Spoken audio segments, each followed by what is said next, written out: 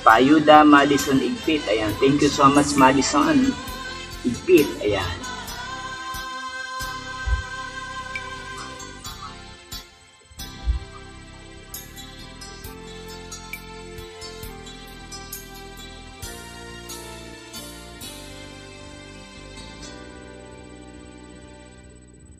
Kaya't ang puso'y ilaan, ang Diyos pagtiwalaan.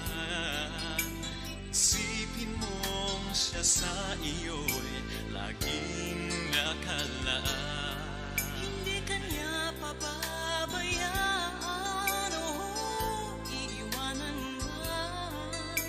Pangako niya'y makakamtan ngayon at kailanman.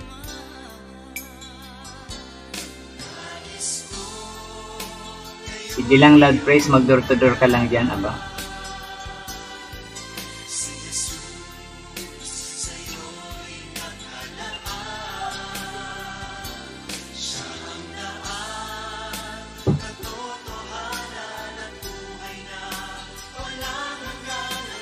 Sabi po ng Matthew 5:13 to 16, atin pong babasahin ang ating gospel ngayong linggo. Kayo ang asin ng sangkatauhan.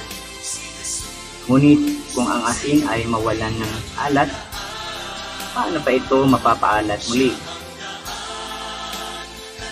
Hindi ba wala na itong kabuluhan, kundi ang itapon at tapakan ng mga tao? Kayo ang ilaw ng sanlibutan. Ang isang lungsod na nakatayo sa ibabaw ng burol ay hindi maitatago. Walang taong nagsindi ng ilaw at pagkatapos ay inilagay sa ilalim ng bansa. Sa halip inilalagay yun sa talagang patungan upang matanglawan ang lahat ng nasa bahay. Gayon din naman, dapat ninyong paliwanagin ang inyong ilaw sa harap ng mga tao upang makita nila ang inyong mabuting gawa at papurihan ng inyong mga ama nasa langit. Ayan po ang mabuting balita ng ating kaligtasan. Thank you so much, guys.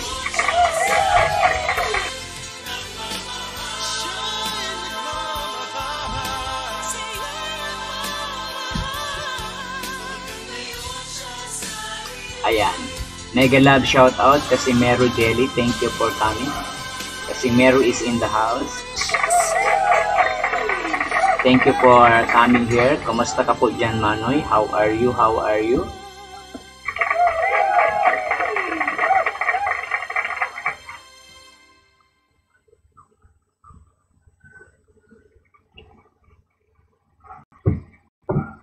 Ito po yung ating gospel ngayong linggo sa ating Catholic Church, ang tungkol sa asin at ilaw. Napakaganda po ng mensaheng ito, mga kapatid. Bilang isang Kristiyano, ito ay nagpapaalala sa atin kung ano yung essential na tawag sa atin ng Panginoon. Hindi lamang essential sa ating buhay, kundi ano nga ba ang role natin bilang mga tinawag ng Diyos. Napakahalaga na maintindihan po natin ang tunay na kahulugan ng ating existence dito sa mundong ito. Kung ano nga ba talaga ang ating responsibilidad, kung ano nga ba talaga ang ating halaga, ang ating purpose na nabubuhay dito sa ibabaw ng mundo nito, mga kapatid. Thank you so much, Brother Casimero Jelly, for your love offering, for your morning blessings. Thank you so much. May God bless you always, Brother Casimero Jelly. Tuloy-tuloy po tayo, mga kapatid.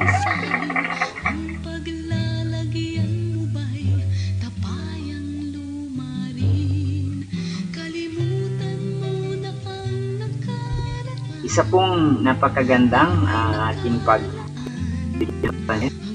gospel na ito, mga kapatid ko sa Panginoon, sapagkat napakahalaga na tayo ay mabuhay hindi lamang sa ating physical na aspeto, kundi especially sa ating spiritual na kalalagayan sa mundo, mga kapatid. At ang Panginoon ay nagbigay siya ng metaphor o ikinumpare niya tayo sa mga bagay-bagay sa mundo ito na kung saan kahit sa mga simpleng bagay ay nauunawaan natin kung ano nga ba ang ating purpose bilang isang taong humihinga, nabubuhay, kumakain, nag-occupy ng space. What is our purpose in this, mga kapatid? At ito po ang napakagandang reminder ng sa atin that we are the salt and light of this world. Sa dami po ng mga bagay na pwede niyang ikumpara sa atin, ay ikinumpara tayo ng Diyos sa isang asin at ilaw. Bakit hindi kaya sa asukal? So, napakaganda po na ating malinaw. Sabi ko nga kanina, what is the essential of our existence in this world? And why God prepared us the salt and light, mga kapatid. At along the way, habang tayo ay nagmilay sa salita ng Diyos, naiintindihan po natin ang hindi kung bakit niluon ng Panginoon na tayo ay kanyang kumpara sa isang asin at ilaw. Ang sabi niya, kayo ang asin ng sangkatauhan.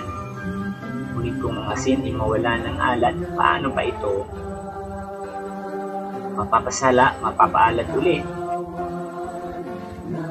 Di ba wala na itong kabuluhan kung di ang itapon at tapakan ng mga tao? Kayo ang ilaw ng sanlibutan. Ang isang lungsod na nakatayo sa ibabaw ng burol ay hindi may tatago. Walang taong nagsisindi ng ilaw pagkatapos ay nilagay yung sa ilalim ng banga. So, nakakita dito na we are the light of this world. Kailangan magkaroon ng purpose ang liwanag. Hindi ito'y itatago kundi maging liwanag ng sanlibutan. Okay lang po, Brother Casimiro, hayaan nyo unti-unti kong palalaguin ang iyong channel para naman mag-progress na ang revenue mo.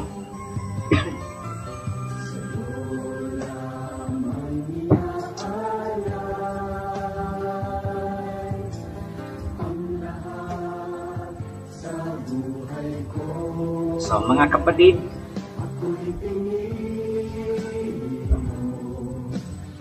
ito po ang ating pagpapatuloy ng ating discussion ngayong umaga. So, sabi ko nga kanina, God described us or compared us o nagbigay siya ng metaphor that we are like salt, that we are like salt and light of this world. Sabi po dito, it describes the essential role Jesus' disciple and followers serve on the earth. Ang pagiging asin natin at ilaw ay nagdi-describe ng essential role natin. Ito ay, sinabi niya ito, nakaharap niya ang mga disciples nung kanyang kapanahunan. When Jesus was exist in this world as a human, sabi niya, kayo ang asin at ilaw. Sinabi niya ito sa kanyang mga followers na naglilingkod sa kanya. So, mga kapatid ko sa Panginoon, napakahalaga na makita natin ang significance nito sa ating buhay. Uulitin ko, siya ay nagbigay ng comparison or ng metaphor para makita natin bilang mga taong humihinga, bilang mga taong may buhay, mga taong nag-occupy ng space in this world, mga kapatid. Ano nga ba talaga ang essential role natin? Paano nga ba tayo magiging asin? Paano nga ba tayo magiging ilaw in this world? As we go along, In this world, mga kapatid, paano natin ito ma-fulfill or ma-meet ang kanyang gusto sa ating buhay, mga kapatid. Mega love shout out, Regina. Thank you for coming and good morning to you. So, pagpapatuloy po natin, mga kapatid ko sa Panginoon. Sa ating buhay, do we ask ourselves, nagibang makabuluhan ang ating existence? Paano ba tayo nagiging makabuluhan bilang isang taong may buhay na binigay ng Diyos? Naganap na ba sa ating buhay ang pagiging salt and light of this world, mga kapatid ko sa Diyos? Kaya nga, napakahalaga na ito ay ating masundan, na ito ay ating mapagnilayan, ito ay ating maintindihan, para ang kanyang kalooban ay maging ganap sa ating buhay. And it is more important in this life na tayo ay maging mabuting tagasunod ng ating Panginoon Jesus. Sapagkat, sabi ng Panginoon, apart from me, you can do nothing. At magandang bagay na kahit papaano, palagi kong sinasabi noon, ano man ang ating community na pinalalagyan, ano man ang religion na ating pinasasalingan. The most important thing is to fulfill what Jesus Christ wants us to do. Kaya nga, napakahalaga na magkaroon tayo ng awakening sa buhay na ito. Magkaroon tayo ng tinatawag na point of realization or understanding na ang buhay na ito ay hindi lamang para kumain, pagpakasarap. Ang buhay na ito ay hindi lamang para paghanap buhay, that we are preoccupied with many things and yet we surpass the basic thing that God wants for us. Napakarami nating mga kaabalahan, ang dami nating mga bagay-bagay, minimithi, mga inaasam. And yet, nalalampasan natin yung pinakamahalagang bagay na magbibigay ng tunay na kaganapan at kagandahan sa buhay mo. I remember na before kami ay mag-graduate ng college, sa College of Divine Wisdom as evangelist, kapatid. And our professor ay tinanong kami, after your graduations, after 4 years of sacrifice, ano ang pangarap nyo na maging gusto kayo pag kayo ay nag-graduate ng evangelist, mga kapatid ko sa Panginoon? Tapos kanya-kanyang tawag niyan, kanya-kanyang sagot, kanya-kanyang paliwanag. I want to spare my life, I want to have more money. Napakaraming gusto ng tao sapagkat wala naman talagang taong ayaw ng katagumpayan, especially sa material na bagay. But sabi ng aming professor, sabi niya, mission before ambitions. Kaya nga, ito ay napakahirap kapag tingnan natin ang anggulo ng pagiging Kristiyano. Napakahirap na ito ay gawin natin na maging mission before ambition because naturally, by nature, tayo ay most of the time, ang pinaasam natin ay ang mga hangarin natin sa ating buhay.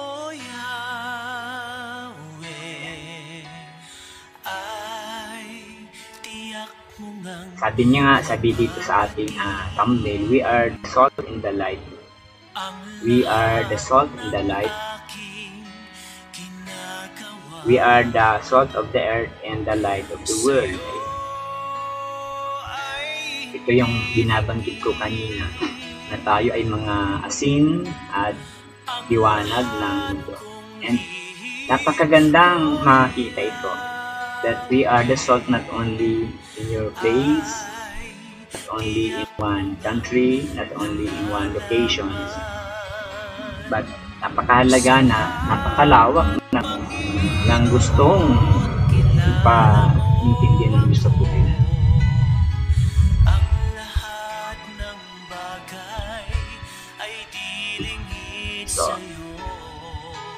bakit tayo asin ng sanglibutan? Bibigyan ko natin ng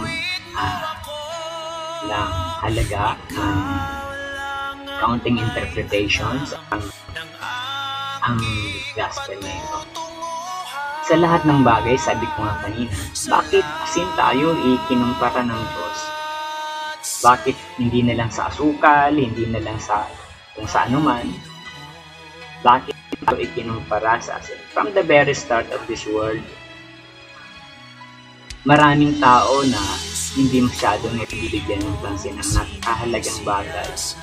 Yung asin na para bang walang halaga, napaka-common. Kahit saan makakabili ka ng pambak na asin sapagkat ito'y mura lang. Although ito ay napakamura lang na asin po ay ito po ay napaka-essential. Sabi nga ng tatay ko noon, halos ng lahat ng niluluto ay kailangan may asin. Naalala ko noon, gumagawa kami ng ice candy. Tapos, sabi ng tatay ko nung naluluto siya, pag gumawa kayo ng ice candy, kahit gaano katamis yan, pag hindi nyo nilagyan ng konting asin, hindi masarap ang lasa niya. Totoo po mga kapatid, nung nilagyan ng nanay ko ng asin ang napakaraming ginagawang ice candy, lumitaw yung tunay na tamis ng ice candy. Alam nyo, hindi lang nagbibigay ng tunay na lasa ang asin mga kapatid. Ito ay nagiging panimpla ng bawat lulutuin natin. Kapag nagluto ka ng isang kawa ng adobo or ano pa man, kapag nagluto ka ng mga pagkain, ng mga ulam, pag lalagay ng asin, hindi naman kailangan isang dakot. Ito ay, kumbaga, kunti-kunti lang. Tinatansya natin na ang ating niluluto ay maglasa lang. So, mga kapatid, ibig sabihin, mas the significance nito sa ating buhay. Minsan, hindi natin kailangan na maging malaki, maging marunong, maging malakas. Because doon sa mga littleness natin ay nagbibigay ng malaking impact sa mga taong nakakakilala sa atin. Sabi ko nga, ang isang niluluto or anumang ulam or anumang pagkain, hindi mo kailangan ang sobrang kung gaano karami yung lulutuin mo, ganun karami ang asin, hindi naman eh. Ibig sabihin, kahit sa konting paglagay mo ng asin, ito ay nagbibigay ng sarap, ng lasa, ng kabuuan ng niluluto. The same with this life, mga kapatid. Sa mundong ito ay napaka-dominant ng mga worldly things. Napakaraming mga makamundong bagay. Kung saan mas dominant sa mga Christian, mga kapatid ko sa Panginoon. Kaya nga, napakahalaga na ito ay ating ma-realize sa atin. Pangatlo, ang asin ay hindi lang nagbibigay ng panlasa. Ang kahalagahan nito ay nagbibigay ng kakayahan na mag-preserve. Pag nilagyan mo ng asin ng mga isda, hindi ito ay nabubulok, nagiging itong patis, mga kapatid. May kakayahan siyang magpatibay, magpatagal na hindi nagkakaroon ng deteriorating or nabubulok. Kaya nga, pag bumili ka ng karne, isda, unang dapat natin gawin ay lagyan muna ng asin sapagkat ito ay nag-preserve.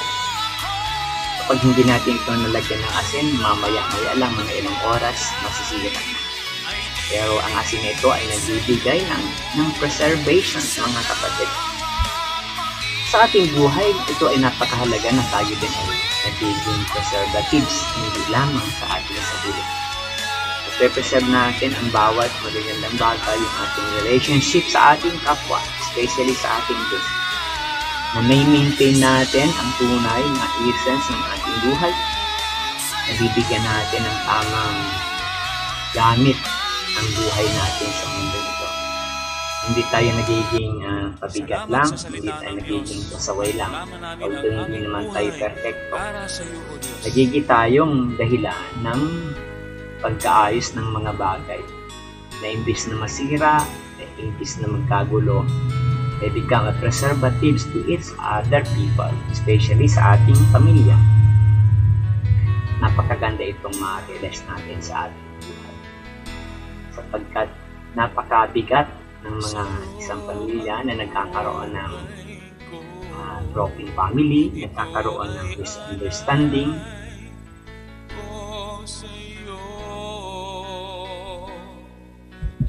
nagkakaroon ng hindi pagkakaunawaan sa bawat isa.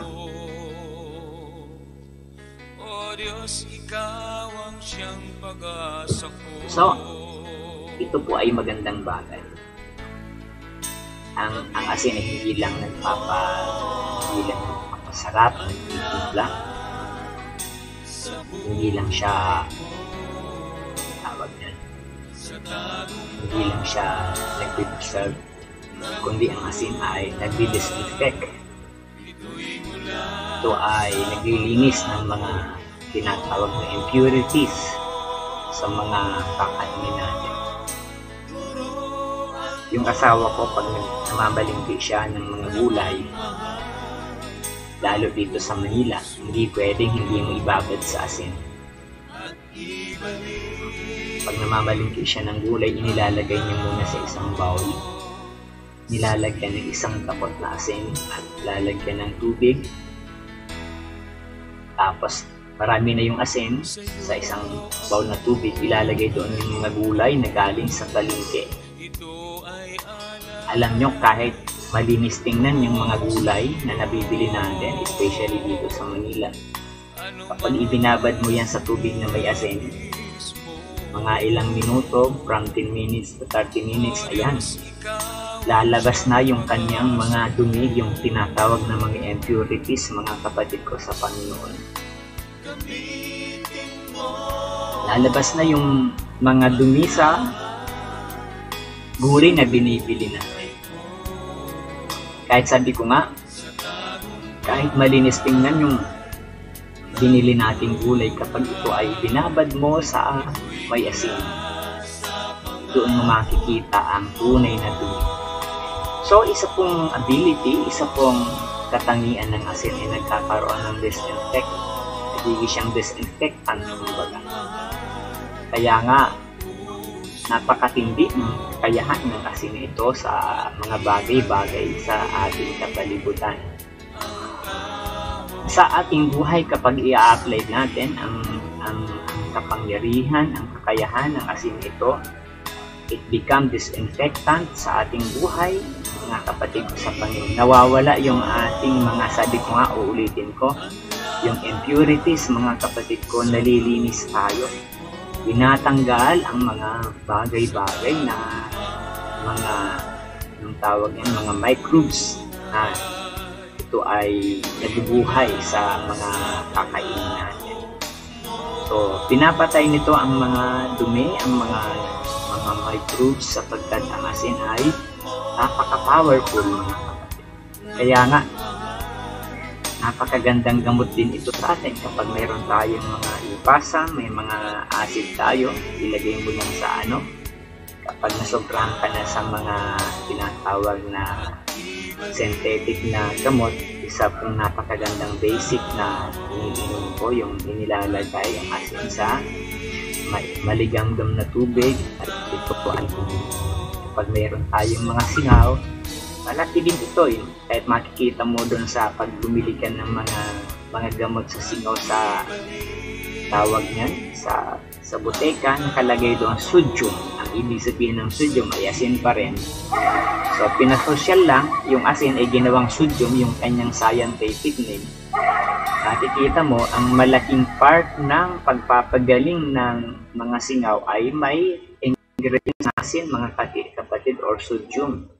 So, dito natin maipapakita na sabi ko nga kanina ay napaka-powerful, napaka-effective, at napaka-essential nito sa ating buhay, na minsan napakaraming tao na hindi lang masyadong pinapansin. That kapag ating pinag-aralan ano yung kahalagahan ng salt sa ating buhay, sa mundo ito, sa ating kapalibutan, ay may mahalagang bagay ito na ating makakakita.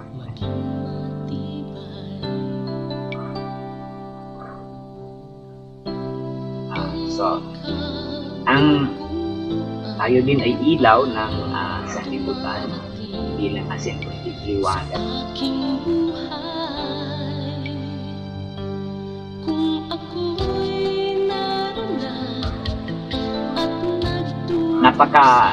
Napakadali kong maintindihan ang pagkumpara ng Panginoon sa atin.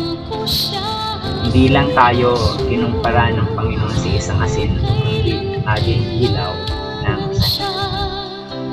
These metaphors represent the impact Christians are meant to have in the world. Sa iyan po yung sinabi ko kanina, na hindi lang tayo asin, kundi tayo din ay ilaw ng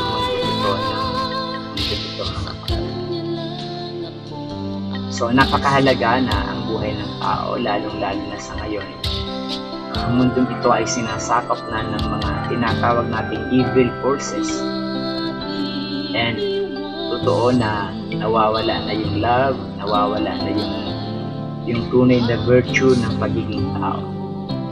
Sabi nga nila, ang buhay ngayon ay pera-pera na lang.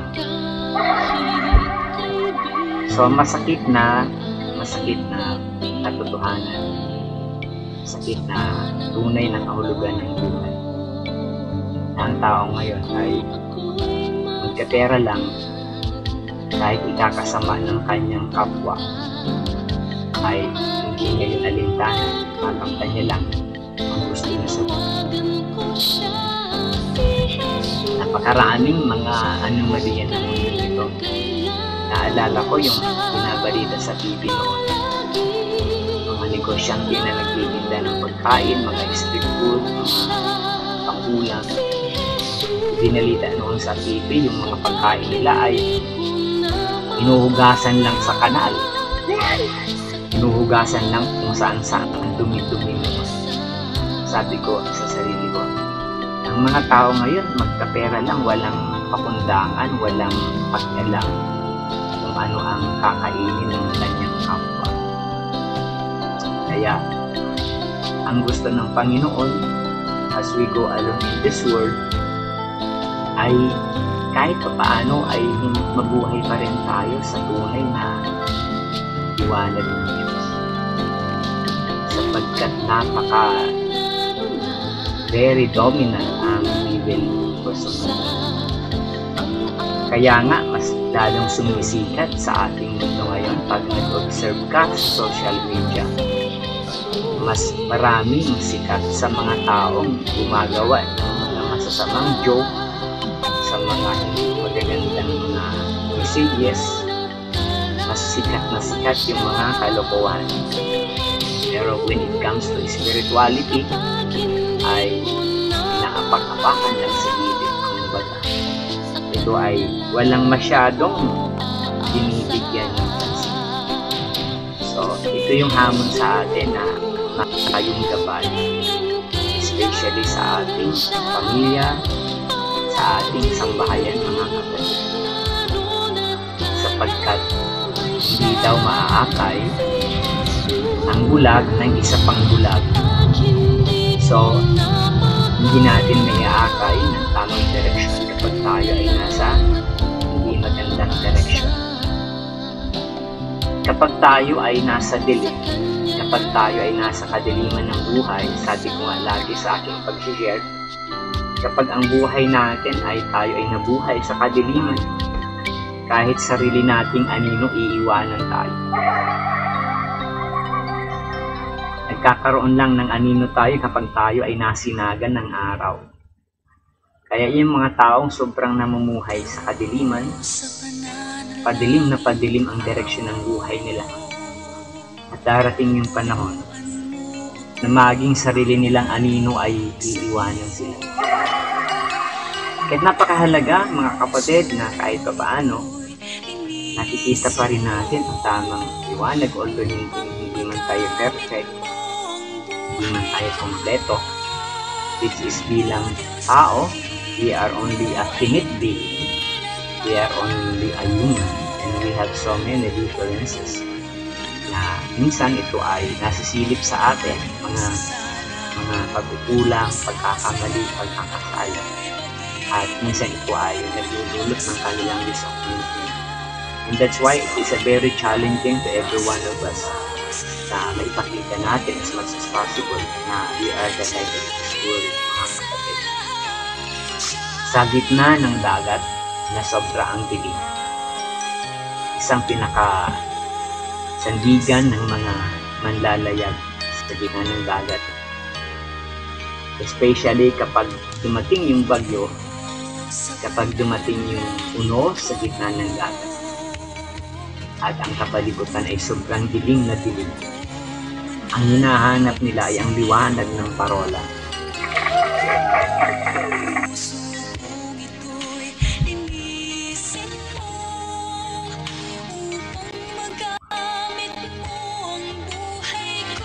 At ang parolang ito, mga kapatid, ang siyang nagbibigay ng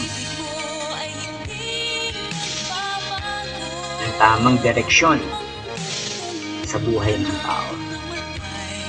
Kaya yung mga taong hindi na alam kung saan susuling, yung mga taong hindi na alam kung kanino pupunta, yung mga taong sa gitna ng mga pagsubok ay hindi na alam ang kanyang gagawin, mayroong liwanag ng Diyos na pinapakita sa atin ang kanyang salita.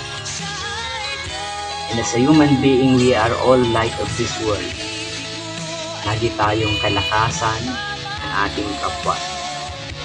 Magbigay tayo ng enlightenment sa mga taong tigalig at punong-puno ng mga anxiety, punong-puno ng mga depression. Kaya nga, ito ang dapat natin sundan, ang liwanag ng parola patungo sa pauwi. Kaya nga sabi ko kanina, pag tayo ay ligaw na sa gitna ng dagat, hindi mo na alam kung saan ka pupunta. Kahit may kompas kang dala, kapag wala kang tamang natatanaw kung saan ka pupunta, nandun pa rin yung agam-agam sa ating buhay. Pero pag mayroon kang natatanaw na liwanag, kahit kakaunting liwanag, mga kapatid, yun ang ating susundan patungo pauwi sa ating Diyos. Kaya nga, sabi ko, ang parola or ang lighthouse ay hindi siya dapat nawawala ng ilaw. Kaya ang kanyang liwanag ay hindi, may sarili siyang energy, may sarili siyang source na kahit mawala yung electricity, kahit dumilim man ang palibot, mayroon pa rin siyang natitirang liwanag. Ganon yung katangian ng isang lighthouse, sapagkat siya ang nagiging gabay, siya ang nagiging, ang tawag nito ay pilot light, para yung mga nasa gitna ng kadiliman ay may matatanaw na liwanag para ito ay ating masundan. Ikinukumpara ko pa na tayo ay liwanag sa mundo ito, kagaya po ng isang tinatawag na luminous. Kapag nakakita ka ng luminous, ito ay ang kulay green. Sa ngayon may nakikita na ako mga luminous ng iba't ibang kulay. Pag inilagay mo to sa dilim, ay ito ay nagliliwanag.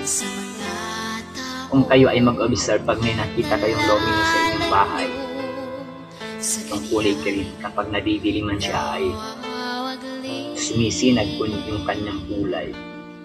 Pero kung ito ay ating pag-aralan, alam niyo mga kapatid, ang green na ito, ang kanyang liwanag ay hindi kanya. Kaya pag ito'y tumagal na sa dilim, ang luminous na ito, mawawala na rin siya ng liwanag.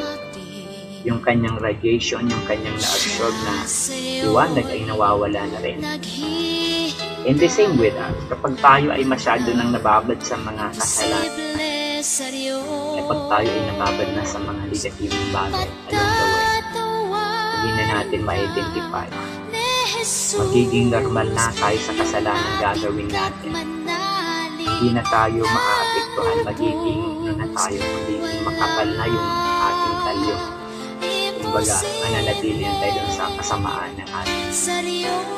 Napakahalaga na kahit paano may meron tayong sinusundang liwanag sa ating buhay.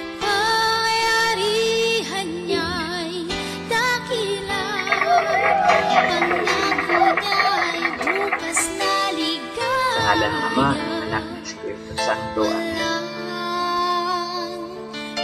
Silang Diyos na makapangyarihan, salamat po sa umagang ito. Salamat po sa buhay na bigay mo. Salamat po sa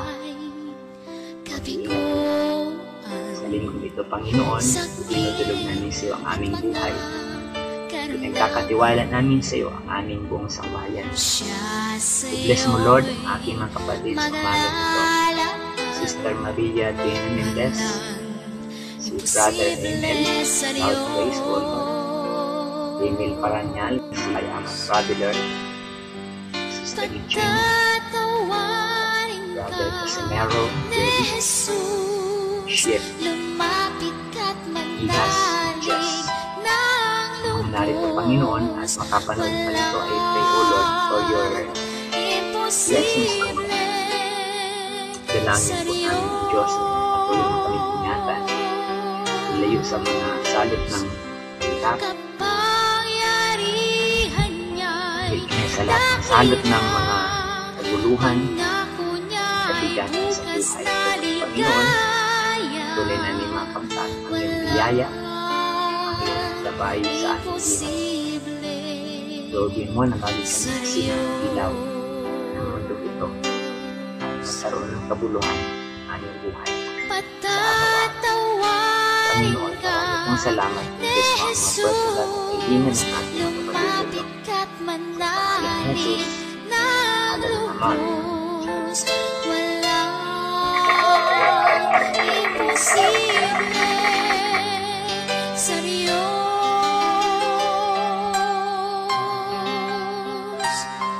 Kapangyarihan niya'y dakila, pangako niya'y bukas na ligaya. Walang imposible, walang imposible, walang. Thank you po sa pagtambay dyan, Maria Dena Mendez, at sa iba pang